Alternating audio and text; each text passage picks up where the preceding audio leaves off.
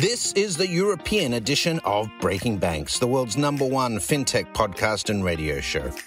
We bring you the European unicorns, startups, founders, regulators, and leaders innovating the rapidly evolving fintech scene today. A truly localized podcast with both English and local language content, with some of the world's most well-known hosts and influencers in the fintech sector globally. Join us every week as we explore what makes the European Union a phenomenal proving ground for many of the fastest growing fintech plays in the world today. Okay, let's roll. Hey guys, welcome back to Breaking Banks Europe. I am Matteo Rizzi, the executive producer of the show.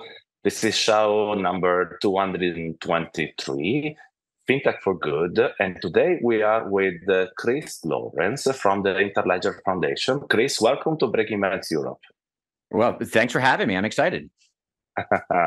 So let's start, from New York City. Let's start with, a little bit of your background, as well as what is Interledger Foundation. Then we'll talk about more about financial inclusion, what does digital financial inclusion means, and what you don't know just yet is that one of my passion is actually upskilling digital talents in emerging markets, especially Africa. So let's, I don't know where this conversation is leading, but I'm excited as well. Over to you, Chris.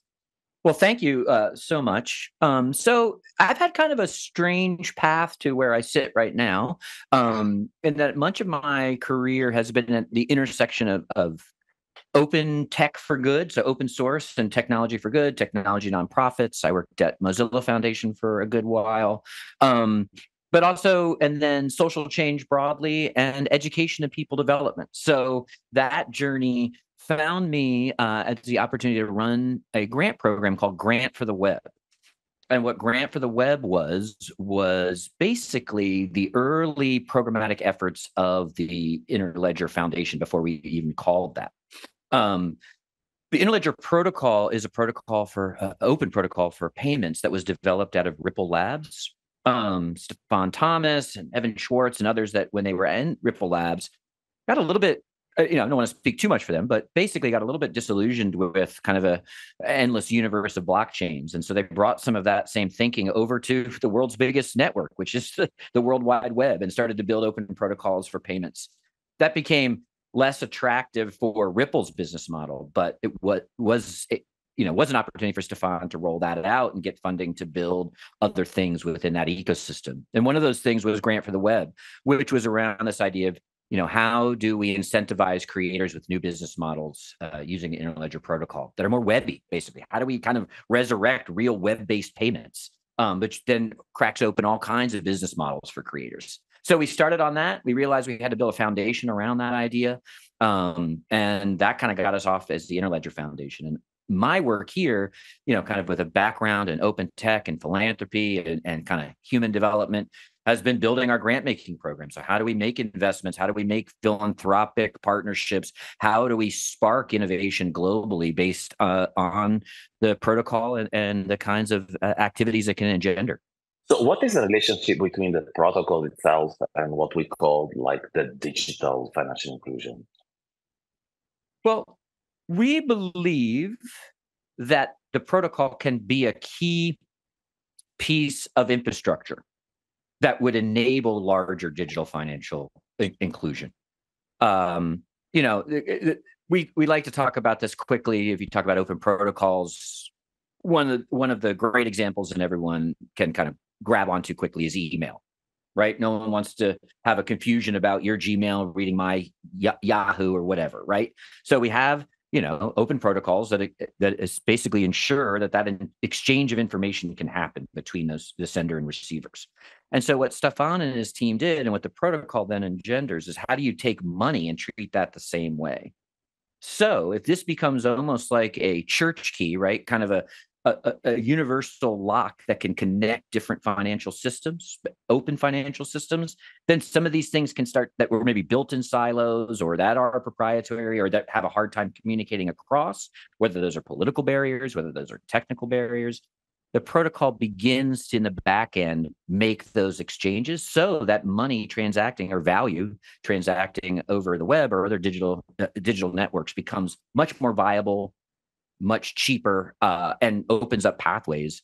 So then you start thinking about things like remittances or all cross-border payments, all kinds of stuff that can potentially unlock, and not by creating something new, by helping those systems that exist, that are useful, that have utility, better talk to, connect, and build together forward. And we just think that our belief that is, if we can advance that protocol, grow its adoption in all kinds of schemes and projects and solutions, then that can help be a scaling agent for digital financial inclusion or financial inclusion broadly. So I understand very well, how, what's the mission of the backend, let's say, right? But now I'm curious about what is, how does the last mile work, right? Because at the end of the day, is like me sending money to you. I use like a browser simply? I mean, I would like our auditors to understand what's the interface with the protocol, and do you need like a partner, like a wallet, or is that like is the protocol a catalyst for a bunch of wallets to connect and make them interoperable? I mean, how does it work? So it's a little bit all of the above. And which is a bad answer, I realize, so I'll go a little bit more into deeper. But where we essentially, what Interledger Foundation wants to do is to fund the people who are actually going to think through those issues, especially within their own local context, solving their own local problems. So we believe that the protocol itself and some of the innovations that this can and might engender, for some it might show up on the browser. It definitely can turn your browser into a payment agent, right? And you can see all kinds of beneficial applications for that. You can also imagine integrating into all kinds of existing wallets or new wallets that are built with the protocol centralized. So we're, one program, a project that we've funded that is a digital wallet with Interledger is called Chi Money. And so that's one that's, kind of in a startup mode. Another one's called FinBoss, which also has some of its history and legacy into that Ripple lab. So those are some wallet examples of that. But maybe what I'll talk about, one, is a project that we funded in Mexico that essentially, so you talk about that last mile. And so with our grant making and our philanthropic framework is that we want to give the resources, money, code, people, connections to those last mile operators, or the ones that are going to be exponentially smarter than us about how to figure that out and think about.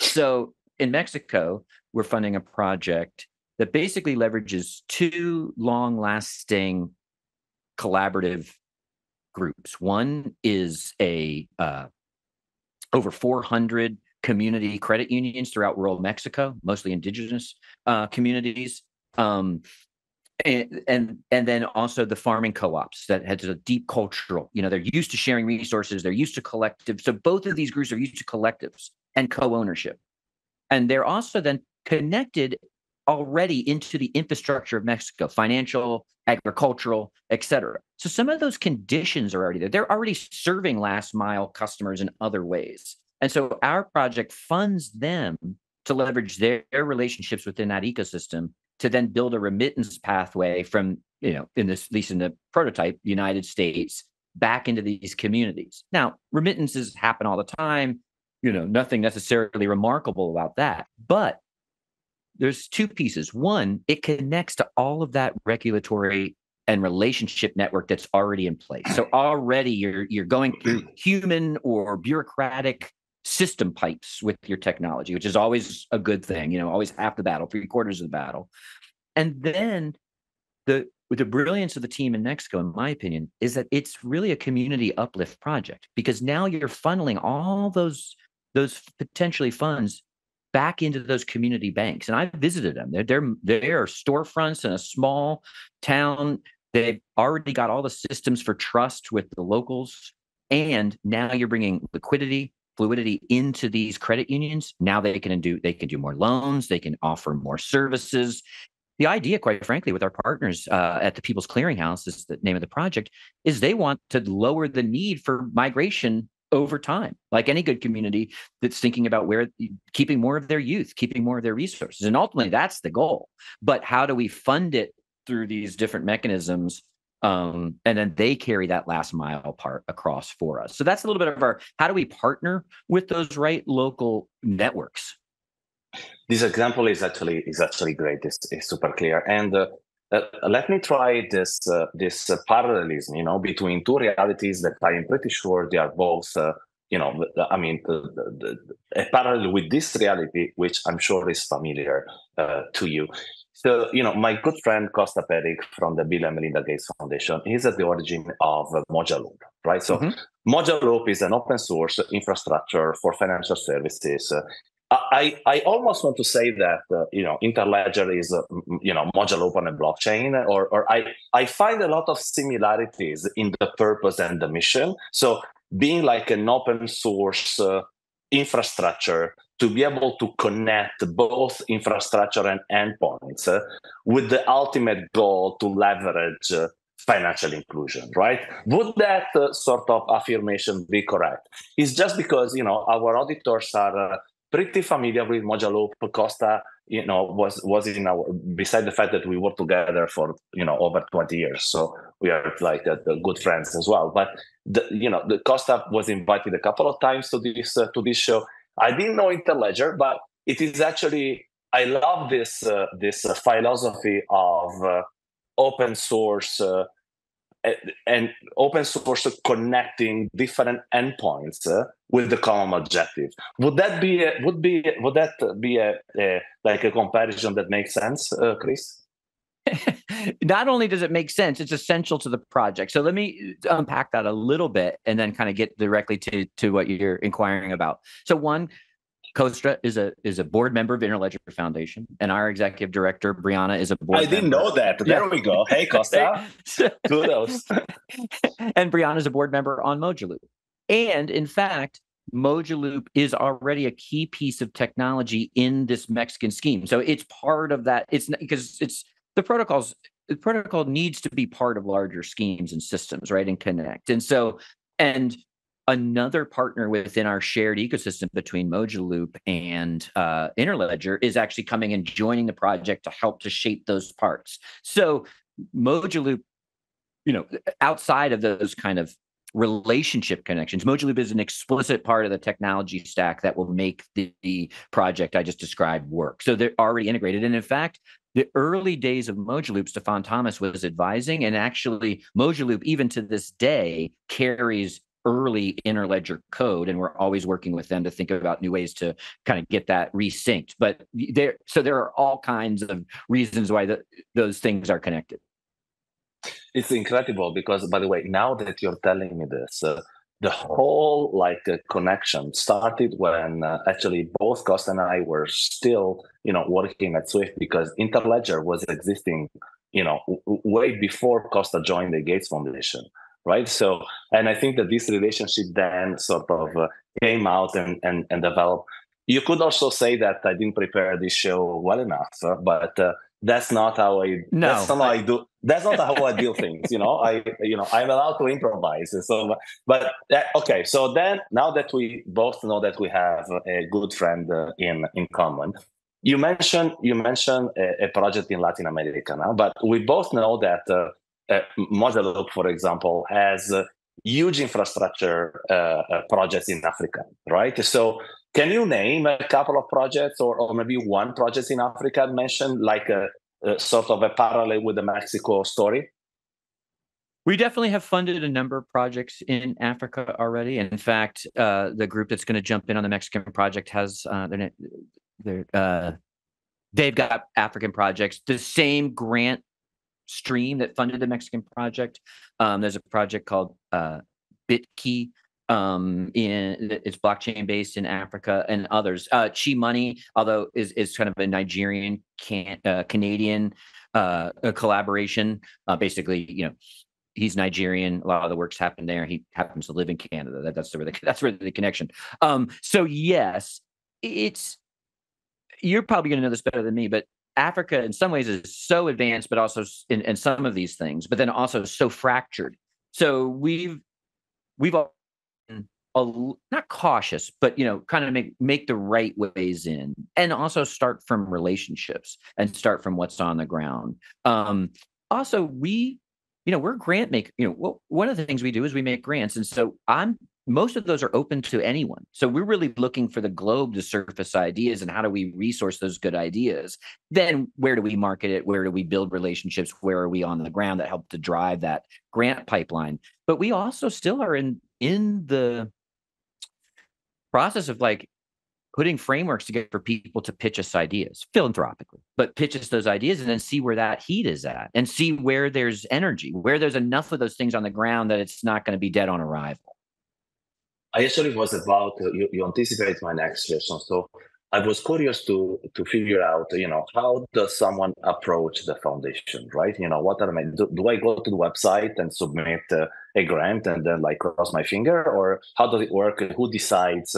I suppose there is a committee. Explain a little bit. Sure. Please. So the majority of our grant programs are open. You can find when they're open and when they're next going to be opened on our website. We have a couple of what I call kind of our bedrock programs. So one we call is really a grant to individuals. We call them ambassadors, but it's almost like a fellowship model. And they work with us in different areas. Like we have one ambassador right now, Santosh, who really has been long deep into open source technology development. So he's working with us to better get the practices, the maintainers, the evangelists. It sounds Portuguese or Lusophone or something, right? Yes. So, Santosh? Yeah. No, he's Indian. Oh, okay. Yeah. Okay. Oh, it's SH. Okay, sorry. Yeah. Sorry. Because it sounded Santos, like the Portuguese. Yes, I can was see. Immediately thinking of someone in Mozambique or in whatever. Drop the H. In Angola. Yeah. Okay. So that's so when we have others that are working on policy issues in Europe. So we have a grant that activates smart people in their sectors, sort of advancing our mission and vision together. So that's one stream. That's open to the public. It'll probably be open again for people to reply to probably in May or June of 2024. Okay. We have one that is a more overt innovation activation grant, and that's where we got some of these projects. And so that again is open. We'll have one for our university partnerships. We're building kind of innovation hubs in universities. That'll, the first couple at the University of Cape Town and Bowie State College in the United States, we negotiated on the back end. That's really where kind of more traditional partnership development. That gave us then the frame. We'll come out probably sometime mid-2024 with an open application for universities to jump in. We would much prefer majority of our grant resources to come through open calls that connects to an open ethos in general. And that's also how you get the best ideas over time. Have we done some shoulder tapping and the right strategic partnerships to move the ecosystem? Of course. But really the majority of our dollars you could find on our website. We do community calls, there are info sessions. We try to be as open and transparent about our grant making process as possible. We have judges, we have criteria, we try to use the best practices of philanthropy, and apply them here.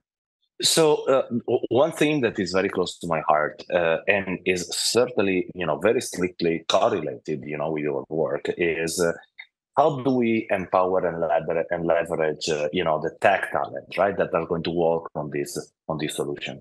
And we all know that the emerging market universities, and this is especially true for Africa, maybe a little bit less for South America and Southeast Asia, but in Africa is certainly the truth.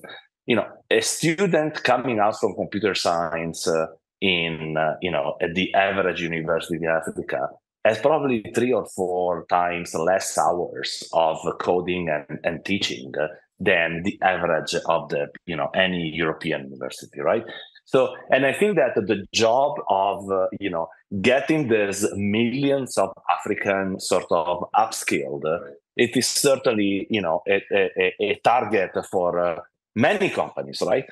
What is the foundation doing to try to bridge that gap? Are you considering like upskilling and purely sort of coding projects as well?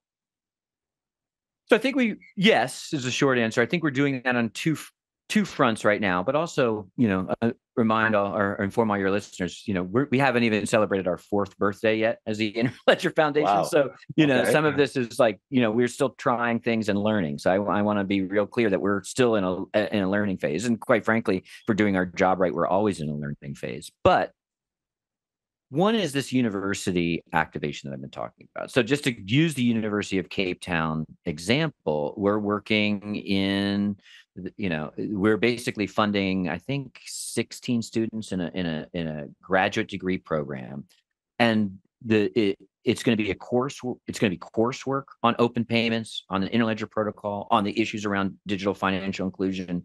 It's going to be a whole ecosystem of out of school time and hackathons, campus activations, online learning, and then we'll also so that'll all be happening on campus. Similar things happening at Bowie State College as well. So how do we take a more holistic approach? And then projects bubble up. We may even fund some projects that come out of these let me be clear, student university labs. We think that, and our real goal here is to just blow open the pipeline, especially from places where we don't get this talent traditionally, into open fintech, into digital financial inclusion issues. And that's not just coders. It's definitely coders welcome, and we'll have programs for them to, to up their opportunities to code, to build things, to sort of close that hours gap, as you mentioned, about because we want real world experiences, but it might also be in marketing and comms. It might be in biz development. It might be in entrepreneurialism, right? We take a little bit more holistic approach to the field. But the goal with this university program is, how do we tap 4, 6, 10 universities across the globe that are coming from, so in the United States, we're partnering with historically Black colleges and universities. That's what Bowie State is. Work a little bit with Howard University.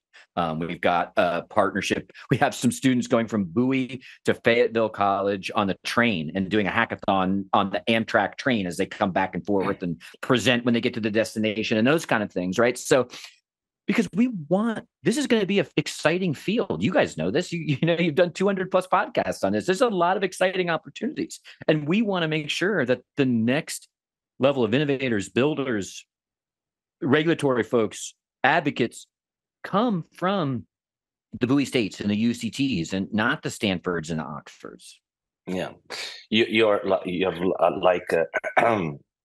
hitting the right nail, because in our work in Africa, for example, everyone goes to Egypt, Nigeria, Kenya, like South Africa, as you rightly did as well. But there are what they call tier 2 and tier 3 countries, or even like the whole like a francophone and the Portuguese speaking, the lusophone Africa, that are not only short in talent, but they are also short in innovation. I mean, there are countries where there is no Uber, there is no other way that going to a 25% monthly, the pillar loan, from established financial institutions that requires collateral. So technically, no one can actually, borrow money. And the tech sort of side of it is probably the simplest thing to solve, right? So it is more, getting this entrepreneurial mindset, getting a very basic infusion of tech and entrepreneurship. And this is exactly what we are trying to do, right? So we, and I didn't want to talk about this, but now that this podcast is going through this direction, we are getting out of something that we call the African Talent Academy, right? Which is an upskilling platform, focusing on tier 2 and tier 3 countries in Africa, taking STEM students and putting them in a program with European and African teachers, and European because it's the same time zone. And the objective is simply to, give them access to better jobs and better salaries. And I think actually that part of that upskilling goes through, the how to master the open source tools. We had the same discussion with someone that I need to put you in touch with. And we actually did a podcast 2 or 3 weeks ago, I think. Is the head of open source of Ant Group. And so the guy, I mean, Ant Group is actually pushing open source worldwide as a mission, because they believe that pushing open source code is the best way to awake, technically, how to say it, underperforming communities. So there is, first of all, there is an alignment there, and this is an intro that this podcast will remind me myself to do after after the show. But it's also something that talks about how the less sort of innovation prone and established, and the bigger is the tech gap, the bigger is the impact of organization like yours to be able to give access to indeed the digital financial inclusion basic services to the population, right? Right. Also, they're going to,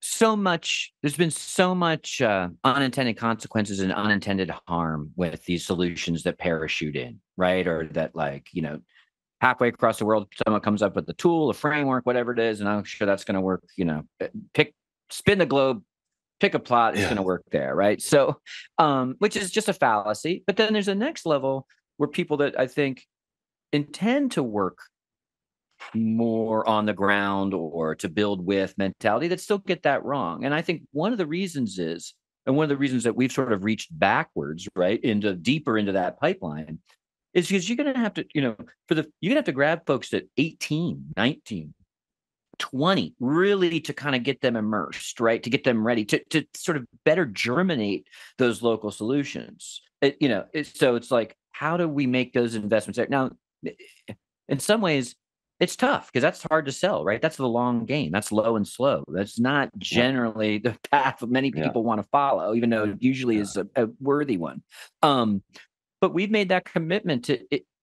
Because we can kind of see there's too much of a gap, as you say, between, you can't just say, well, here's some resources and some ideas, go forward, right? We need to be building people that are coming sort of out of the university structure or those kind of education centers, that they're ramped up to jump in, right? Not that we're convincing people about what to do, even with good intentions.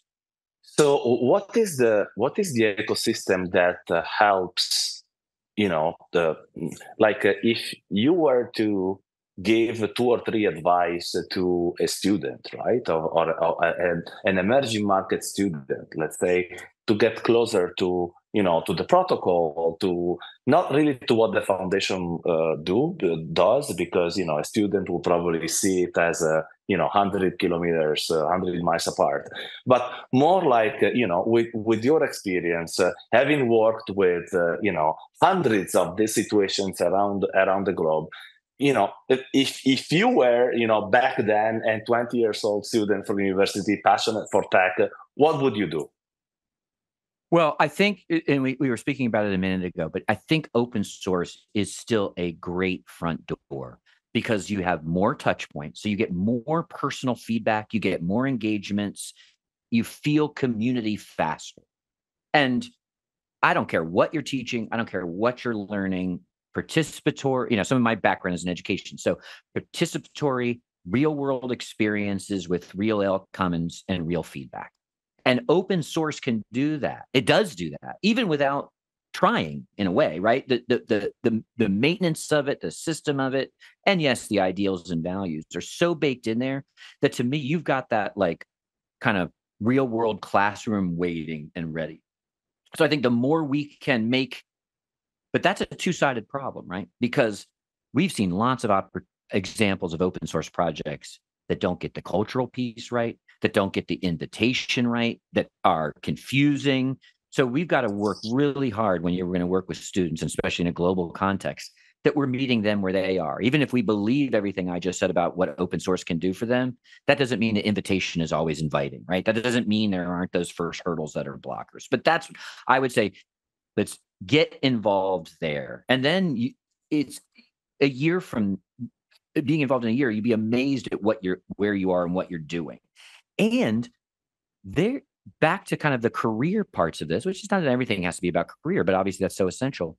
You probably know the Finos organization, foundation, and I went to been now a couple of times, their annual convening, but this was 2 years ago. And I was pleasantly shocked by the appetite for open source code, ideas, and practices within, I'm talking Capital One, MasterCard, Chase, and so that's only going to grow. I think Capital One, they had like 20 open source program officers in New York alone or something like that. Or, I mean, I'm probably getting some of the nomenclature wrong, but I was amazed. So not only is it just a good way for students to get active faster with real feedback and real peers and real mentors, which is really the essential part of learning, it actually is viable as this stuff grows. That's a growth market around people that understand open source. So that would be my number one piece of advice. What our professor in Bowie State has found, especially in a post-COVID environment, and maybe there's some of that's US centric, but I think it actually isn't ultimately, is the engagement models are so different post-COVID. What students expect, what they want, what they need, what motivates them to do a thing or to not do a thing. So I think we're in the process of kind of rebuilding some of what that's going to be. And my invitation then to those students is help build it, right? I mean, the more opportunities we can say, this is for you, what's going to work and what's going to work for the students that come behind you. Absolutely. Totally agree with you. I think it is totally possible today for an average, bank in France, hiring a team of 20 people in Guinea-Conakry, same language, 15 million people, totally out, 50 people out of 100 would even know, what is on the African map. And yet, if they are prepared, well trained, there is the way we work today, it would be totally seamless, So I agree with you that COVID gave us this digital leap opportunity that changes also the way, corporate sees talent as well. Absolutely. Chris, one last question, which is you're going to ask it yourself. Is there anything that we forgot to mention, or you think is worth mentioning about the work of the foundation that because they got completely off track, I didn't ask just yet? No, in fact, I really enjoyed this conversation, and I'm happy with the flights of fancy, and they were good ones. But I'd say, I mentioned that we were young, and that means there's a lot of opportunities to join us and shape us. So if I had to put out one sort of call to action, it would be that we have many ways to participate on the technical side. Everyone up to our CTO is highly accessible in our Slack channels, and I'm happy to give you all links or stuff. We put it in the show notes or what have you. Very accessible, very welcoming, open source in culture and practice. So we still are shapeable.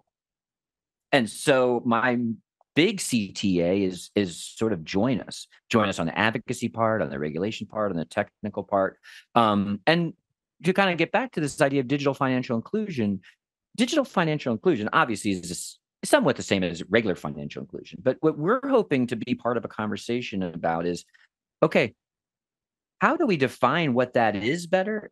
And then how does it apply? I think we've gotten to a point of, maybe this is an opinion and many might disagree, but we've gotten to a place where our traditional metrics for financial inclusion are quite stale. Banked, unbanked, underbanked, and like I think we're seeing where people can ring bells on these things fairly easily. Digital financial inclusion really is about where those last mile folks, those people that even maybe have a bank account that never use it, what's more relevant to their lives, right? And that's where how do we squash physical and political barriers? How do we have new conversations about borders? About the fact that people's money needs to follow them. We're going to see mass migration happen, over the next 100 years to this, whether it's by choice, by climate change, by conflict, whatever. This idea that you can't take your stuff, your value, your money in a world that's going to be so fluid with people moving is really insane. So we're as much about being in the imagination space. I listen, you had some great futurists on this podcast over time and stuff. That's also the space we want to be in, because it's not flying cars, but digital financial inclusion is a bit of a science fiction state, right? It really is how do we reimagine everything? And we want to at least be holding space for that conversation, if not helping to drive it. It is true that we are only at the beginning of this asymmetry, in between how people live and how financial assets are handled, indeed. Well, Chris, thank you very much for joining us today.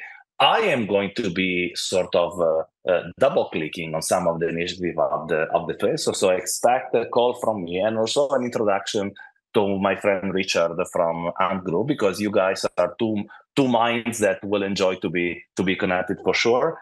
And thank you very much for being with us, Chris. Well, thank you so much. I had a blast. And I had a blast as well. And this is a wrap. Thanks for listening to Breaking Banks Europe, a Provoke Media podcast in cooperation with Fintech Stage. Don't forget to tweet us out, shout out, or post to the team at Breaking Banks EU on Twitter. If there's something or someone you'd like to hear on our cast, let us know. See you next week on Breaking Banks Europe.